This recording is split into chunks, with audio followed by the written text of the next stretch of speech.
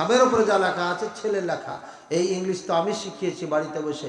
সুতরাং খুশি হয়ে চিঠি নিয়ে দৌড় দিয়ে স্টেজে এসে বলছে, মাদানী সাহেব থামেন। কি? আমার ছেলে চিঠি পাঠিয়েছে। চিঠি এই চিঠিটা আমার ছেলের হাতে কোনো সন্দেহ নাই। এই চিঠির মধ্যে যা আছে তা আমি বিশ্বাস করলাম। আপনার ভাষায় ঈমান এনেছি, মানে বিশ্বাস করেছি। এটা বলেন, চিঠির মধ্যে যা আছে এটা না পড়ে না বুঝে এর মধ্যে যা আছে পাবেও। এখন আপনি কিচ্ছুই না বুঝা বললেন ছেলের চিঠি, বিশ্বাস করলেন, ঠিক আছে। এই বিশ্বাসে যেমন আপনাকে চিঠির মধ্যে যা আছে তা দিবে না, তেমনি কোরআন আপনি না পড়ে বিশ্বাস করেছেন, আপনাকে কোরআন কিছু দিবে না। কথা বুঝেছেন? এবারে একজন খুলে বের করে দেখছে, ইয়া আবি কদ আরসালতু লাকা মিয়াতাল ফাতাকান তারকুল বাংলা ইসলাম ফাসতান বাদা আরবাতা আইয়ামিন। হে আমার পিতা, ও অনুবাদ করছে না, পড়তে পারছে। হ্যাঁ, খুব সুন্দর করে পড়তে পারছে। আমাদের অনেক আছে না কারি সাহেব, আউযু বিল্লাহি মিনাশ শাইতানির রাজিম, মাইকটা ফাটায় না। বহুত কারি আছে আমাদের, কিন্তু কোরআনের অর্থই বুঝে না। অর্থ বুঝা পড়ার চিন্তাও করে না। মাহফিল পেয়ে গেছে, গলা সুন্দর আছে, গান গাইতে পারে, বলতে পারে, বক্তা হয়ে গেছে, কি দরকার আলেম হওয়া? কোন রকম অনেকে আবার সার্টিফিকেটটা নাই দেওয়া, আর কেউ আছে দরকারই নেই, চলছে তো চলুক। ভাইয়ের আমার, পড়তে পারলেন কিন্তু অর্থ বুঝলেন না, তাহলে কি আপনি চিঠির মধ্যে কি আছে পাবেন? এবার আপনি পড়ছেন, ইয়া আবি কদ আরসালতু লাকা মিয়াতাল ফাতাকান তারকুল বাংলা ইসলাম ফাসতান বাদা আরবাতা আইয়াম। হে আমার পিতা, অর্থ এবার, হে আমার পিতা, আপনার জন্য 1,00,000 টাকা পাঠিয়েছি ইসলামী ব্যাংকের মাধ্যমে, 4 দিন পরে উঠাইয়া লইয়েন। এটা বাংলায় অনুবাদ। এবার না আপনি 4 দিন পরে ব্যাংকে যায় বলবেন, ম্যানেজার সাহেব টাকা দেন, টাকা বেটা পাঠাইছে, টাকা দেন। প্রথম টাকা এসছে, আনন্দের বিষয় একটা। বলবেন না? এবার কোরআন আপনি পড়তে পারলেন, কিন্তু কোরআন ভিতরে কি আছে বুঝলেন না, অথবা পড়তে পারলেন না। এই 2 শ্রেণীর মানুষ। আপনি ওই কবরে 3টা প্রশ্নের উত্তর দিতে পারবেন না, না হলে হাদিস মিথ্যা হয়ে যাবে। হাদিস বলছে তোমাকে কে জানালো? তবে সে বলবে আমি কোরআন পড়েছিলাম, তারপরে বলবে ঈমান এনেছিলাম, তারপরে বলবে সাদ্দাকতু আলাই, আমি প্র্যাকটিক্যাল করেছিলাম, মানে আমল করেছিলাম। বুঝেছেন না বুঝেন নাই? শুধু বিশ্বাস করলে পারে ইমানদার হওয়া যায় না, যেমন মক্কার কাফেররা ইমানদার হয় নাই। বুঝেছেন না বুঝেন নাই? এই জন্য কোরআন না পড়ে কবরে যাবেন না, সাবধান। যা হোক, এই জন্যই ওয়াজটা করে দিলাম, যাতে কোরআন ছাড়া কবরে না যান। কোরআন ছাড়া কবরে গেলে বিপদে পড়ে যাবে। এই ওয়াজ বাড়াইলেন না? মনে হয় 10 মিনিট এখানে গেল, কি 15 মিনিট। কি বলছিলাম? কি বলছিলাম? এদিকে গেলাম কেন?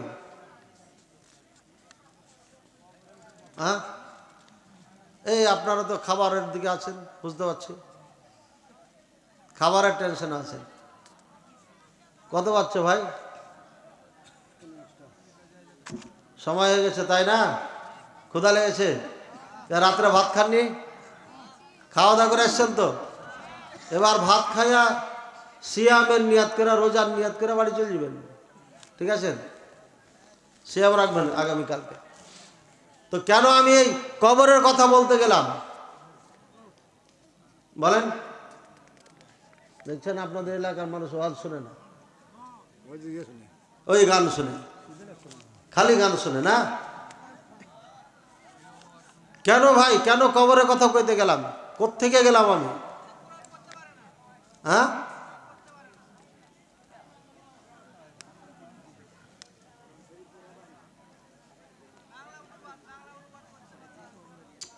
আহা, এটা তো অনেক পরের কথা। বলেছিলাম ওসমান রাদিয়াল্লাহু তাআলা আনহুর যুগ থেকে নিয়ে কোরআন একভাবে চলে আসছে, কিয়ামত পর্যন্ত যাবে, আর পরিবর্তন ঘটবে না, ঘটবে না। বুঝেছেন না বুঝেন নাই? এবার কোরআন নিয়ে কোনো যেহেতু সমস্যা নাই আমাদের, তাহলে কোরআনের উপরে যা আছে, কোরআনে যা আছে তা কি মানতে হবে না? হবে না? কেউ যদি বলে না এই আয়াত মানি না, তাহলে কি মুসলমান থাকবে না, কাফের হয়ে যাবে? তবে ঝগড়া আছে। এই কোরআনের মধ্যে কিছু আয়াত আছে। আজকে আমাদের এক ভাই, মনে হয় তৃতীয় বক্তা ছিলেন, উনি কি দ্বিতীয় বক্তা ভাই জানি না আমি, উনি বলতেছিলেন সিদরাতুল মুনতাহা খাওয়ার সময় কথা, তৃতীয় বক্তা তখন ওয়াজ করছিলেন, খেতে বসে আমি শুনলাম সিদরাতুল মুনতাহা এই শব্দটা আমার কানে গেল। মানে বোঝা যাচ্ছে রাসূলুল্লাহ সাল্লাল্লাহু আলাইহি ওয়াসাল্লাম তাকে কোথায় নিয়ে গেছেন? 7 আসমানের উপরে নিয়ে গেছেন। তারপরে আবার যেতে যেতে যেতে কোথায় নিয়ে গেলেন? জিবরাইল আলাইহিস সালাম যেতে পারলেন না। এরপরে আল্লাহ ডাইরেক্ট সরাসরি কথা বলছেন মুহাম্মদ সাল্লাল্লাহু আলাইহি ওয়াসাল্লামের সঙ্গে, মুহাম্মদ 50 ওয়াক্ত সালাত তোমাকে গিফট দেওয়ার জন্য নিয়ে এসেছি এখানে। গিফট পেয়ে মুহাম্মদ সাল্লাল্লাহু আলাইহি ওয়াসাল্লাম খুশিতে ঘুরে আসছেন। মুসা আলাইহিস সালাম বলছেন, ভাই কি দিয়েছেন আল্লাহ? যে 50 ওয়াক্ত সালাত দিয়েছে, খুব খুশি। কইছে আপনার উম্মত পারবে না, এই বগুড়ার মানুষ 5 ওয়াক্তই পারবে না, আপনি যান কমাইতে 5 ওয়াক্তর পরে কইছে আর কমানো যাবে না, মেলা কম হয়ে গেছে, চলে আসছে। 5 ওয়াক্ত সালাত পড়লে 50 ওয়াক্ত সালাতের নেকি পাবেন মুসলমান। কোত্থেকে আসছে সালাত? কোথার থেকে আসছে? সরাসরি আসমানের উপর থেকে আল্লাহ দিয়েছেন মুহাম্মদ সাল্লাল্লাহু আলাইহি ওয়াসাল্লামকে। আর অন্য অন্য বিধান কোথায় দিয়েছেন আল্লাহ? জিবরাইল আলাইহিস সালামের মাধ্যমে জমিনে এসে দিয়েছেন। আর একটি মাত্র বিধান, যে বিধান সরাসরি আল্লাহ পাক রব্বুল আলামিন দিয়েছেন, এর মধ্যে একটু তাড়াবাড়া করা যাবে না, যেভাবে আছে ওইভাবেই করতে হবে, না হলে পারে এই ইবাদত আল্লাহ কবুল করবে না আপনার। এই জন্য সব থেকে যত ইবাদত আছে, সব থেকে সিরিয়াস ইবাদত হচ্ছে সালাত। কারণ এই সালাতের মাধ্যমে আল্লাহকে পাওয়া যায়। এই সালাত যত সহজে জান্নাত লাভ করবেন, অন্য ইবাদত দ্বারা এত সহজে জান্নাত লাভ করা যায় না। এই জন্য জিবরাইল আলাইহিস সালামকে সাথে সাথে আল্লাহ পাঠিয়ে দিলেন, যাও মুহাম্মদকে সালাত শিখিয়ে দাও। মুহাম্মদ সাল্লাল্লাহু আলাইহি ওয়াসাল্লাম কয়দিন ছিলেন? সালাত এই নামাজ শিখাইতে গিয়ে 2 দিন ছিলেন। 2 দিন। প্রথম দিন ফজরের সালাত পড়ালেন প্রথম টাইমে, তারপরে জোহরের সালাত পড়ালেন প্রথম টাইমে।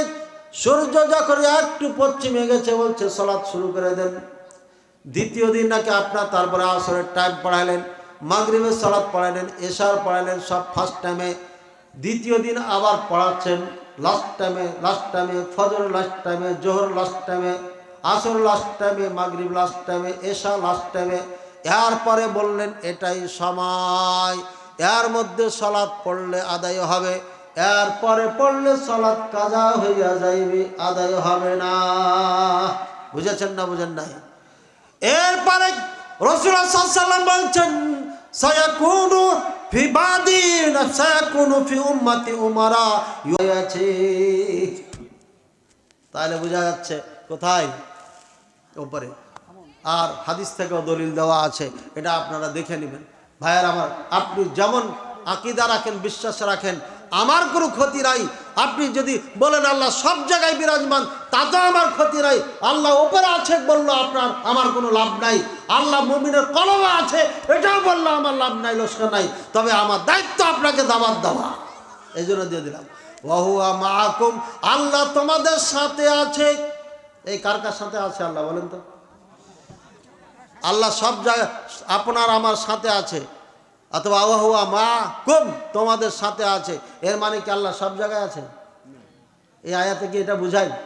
কিন্তু আমাদের বড় বড় হুজুররা বলে এই আয়াত দিয়ে দলিল দেয়, আইনামা তুআল্লু ফাসাম্মা ওয়াজহুল্লাহ,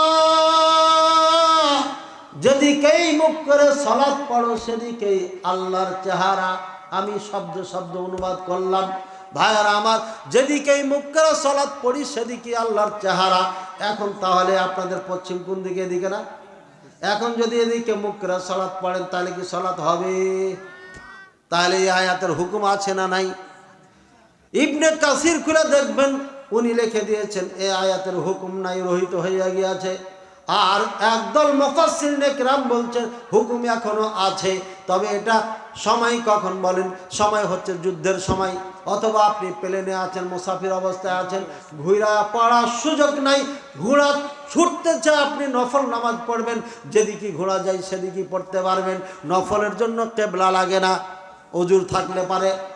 যুদ্ধের ময়দানে ফরজ সালাতের টাইম হয়ে গিয়েছে, যুদ্ধ চলমান রয়েছে, কৌশলগতভাবে আপনি ভাঙছেন অথবা যুদ্ধ চালিয়ে যাচ্ছেন, পূর্ব দিকে মুখ করে যুদ্ধ চালাচ্ছেন, এমতো অবস্থায় নামাজ ফরজ হইয়া গিয়েছে, টাইম হইয়া গিয়েছে, সালাত ওই অবস্থায় পড়ে নিতে হবে। বলে সুবহানাল্লাহ।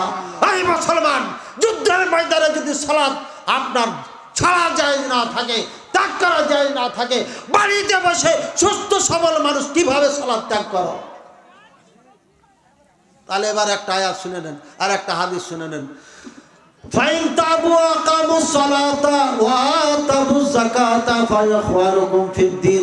ওরা যদি তওবা করে, নামাজ পড়ে আর যাকাত দেয়, তাহলে দিনী ভাই মানে মুসলমান ভাই। এবার উল্টাটা বলে, তওবা করলো না, তওবা করে নাই, নামাজও পড়ে নাই, যাকাতও দেয় নাই, তাহলে কি বলবেন? দিনী ভাই না, মানে মুসলমান না। নামাজ না পড়লে মুসলমান থাকে না। সূরা তাওবার 11 নম্বর আয়াত তার প্রমাণ, 5 নম্বর আয়াত তার প্রমাণ। যদি তারা তওবা করে, সালাত পড়ে, ফাখাল্লু সাবিলাহুম, ওদের রাস্তা ছেড়ে দাও, এদেরকে হত্যা করিও না, মানে এরা মুসলমান। আর যদি সালাত না পড়ে, কল্লা পার করে দাও। যুদ্ধের ময়দানে খাতির করা যাবে না, কারণ ও আমাকে মারার জন্য এসেছে, এখানে ছেড়ে দেওয়ার সুযোগ নেই। বুঝেছেন না বুঝেন নাই? এবার সহিহ মুসলিমের হাদিস, বাইনার রাজুলি ওয়াশ শিরকি ওয়াল কুফরি তারকুস সালাহ। একজন মুসলমান আর কাফেরের মাঝে পার্থক্য সালাত ছেড়ে দেওয়া। এর কোনো ব্যাখ্যা বিশ্লেষণ চলবে না। মান তারাকা সালাতান মাকতুবাতান মুতাআম্মিদান ফাকাদ কাফারা। যারা এক ওয়াক্ত নামাজ, ফরজ নামাজ ইচ্ছাকৃত ছেড়ে দিল, সে কাফের হয়ে গেল। ওখানে কেউ কেউ বলে কুফরি কাজ করলো, ওখানে তো ব্যাখ্যা করতে পারবেন, কিন্তু সহিহ মুসলিমের হাদিসে কোনো ব্যাখ্যার সুযোগ নাই। তারকুস সালাহ মানে সালাত ছেড়ে দেওয়া। সালাত ছেড়ে দেয় যে কাফের হয়ে যায়, মুসলমান থাকে না। সৌদি আরবের প্রখ্যাত ইমাম এবং বিশাল বড় এই যুগ সেরা আলেম ইবনে উসাইমিন রাহিমাহুল্লাহ একটা বই লিখে গেছেন, আর ওখানে লিখে দিয়েছেন তা হুকমু তারিকিস সালাহ, নামাজ ত্যাগকারীর বিধান। ওখানে লিখে দিয়েছে যারা সালাত পড়ে না তারা মুসলমান নয়, তারা কাফের।